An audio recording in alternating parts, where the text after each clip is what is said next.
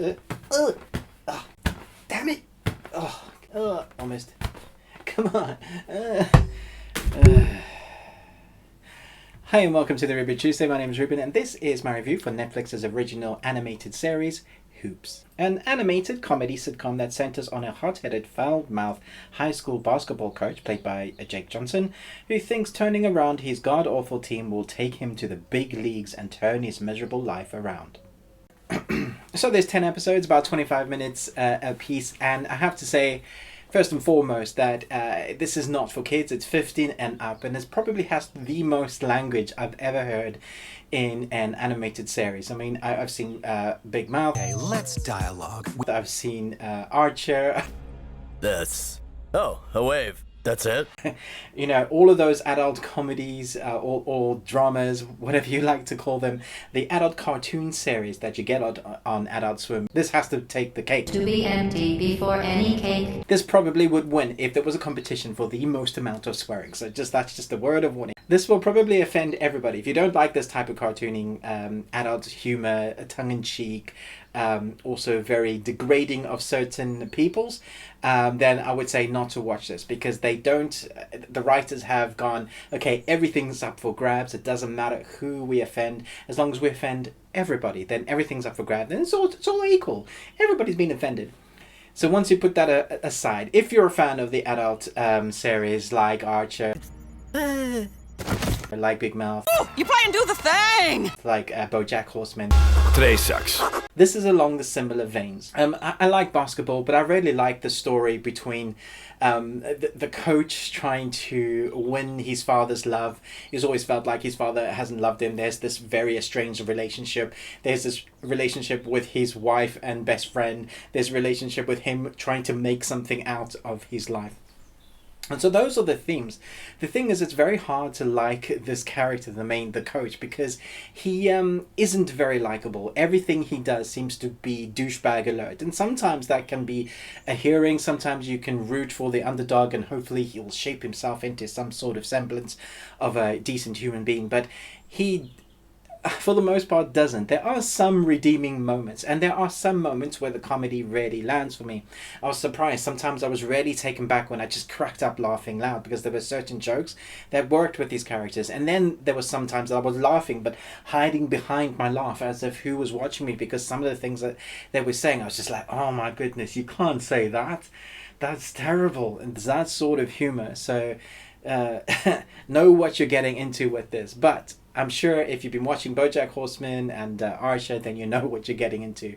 It's very King of the Hill, kind of BoJack Horseman, and a little bit trippy as well. When the series takes chances on its storylines and kind of veers outside of the normal parameter of the main arc, that for me is when it was most fun, most entertaining. It was entertaining in ways I wasn't expecting it to be. They were doing something with the animation that was different and really fun to watch. There's a particular hallucination episode that I thought was hilarious and really worked for me. When you start delving more into the characters, there are moments where they start going, okay, here, we're trying to help you really like this coach, get behind him.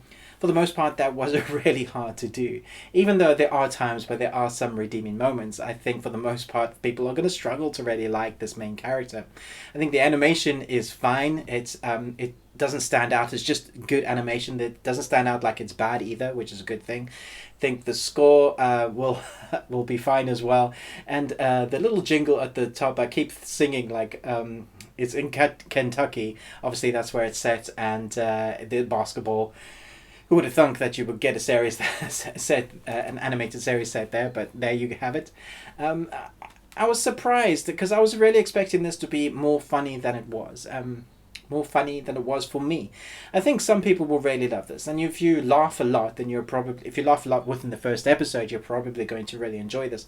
But for the most part, I felt like there was a few jokes that I barely laughed, and then for the rest of the time it's like, you can't say that, and for the other times like, this is not really that funny. I've got to like the character. The kids look like they're not basketball players at all. Even the one kid that is tall, that looks like he could dunk, they seem to have no skill. And it also seems like the coach doesn't ever actually coach. them with anything specific, anything good. Whenever he tells them certain things, it's outlandish and really weird. Like, hey, to get stronger, we're gonna start doing basketball with bowling balls to, you know, bring up your strength. It's that sort of outlandish dodge, dive, dip, duck, and dodge. Got to learn the 5 Ds of dodgeball. Dodge, duck, dip, dive, and dodge. If you can dodge a wrench, you can dodge a ball. What? Dodgeball sort of training, which is fine and it works for animation. And so that when they concentrate on the team, I think that for me, when I was most interested in seeing what was happening, I was, you know, rooting for the team, hoping they would win. But all those other times when the animation is leaning on the comedy and it doesn't work, then that's when it doesn't work for me. So I feel like it's half and half. It's half worked and it's half not worked, if that makes sense. I'm looking forward to seeing what they do with the second series, and hopefully there is a more redeeming element for these characters, especially the coach, that you start liking them and wanting to really root for him and seeing him change so much. I doubt it's going to be that way. I love the voice work. I think the voice casting for the entire cast is perfect. There's some characters here that you will recognize other than what I've mentioned already, that are very familiar, but they do really good work with what they're given, with the dialogue and the script they've been given. There's no problems there. I think they're very good at what they do. I really like Jake Johnson. He was obviously in New Girl, he was in Spider-Man, he's going to be in the upcoming Jurassic Park Dominion. There are people in there. And I've really liked his acting in the past. How can we have a mature conversation when you can't even say the word penis? I can say the word peen. And I think he's perfectly cast in the Spider-Man role. And so for this, I think he's perfectly cast as well. His voice work lends to the character. When he's swearing, it does get very tedious because it's almost all the time, almost every second word. But for the most part, you know that was chosen because of his voice. So, and it's perfectly balanced, as all things should be. Perfectly balanced, as all things should be. But other than that, there isn't a lot more substance here to be had.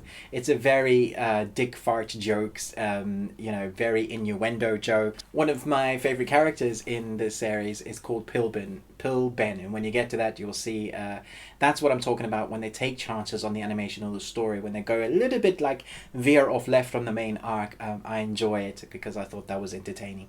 Do let me know in the comments below what you thought about this series. Did you love it? Did you hate it? Did you think it was rubbish? Did you think it was too much, or did you think it was just right? Thanks so much for watching this review. Do chat to me in the comments below, but most of all, until next time, remember, live long Tuesday.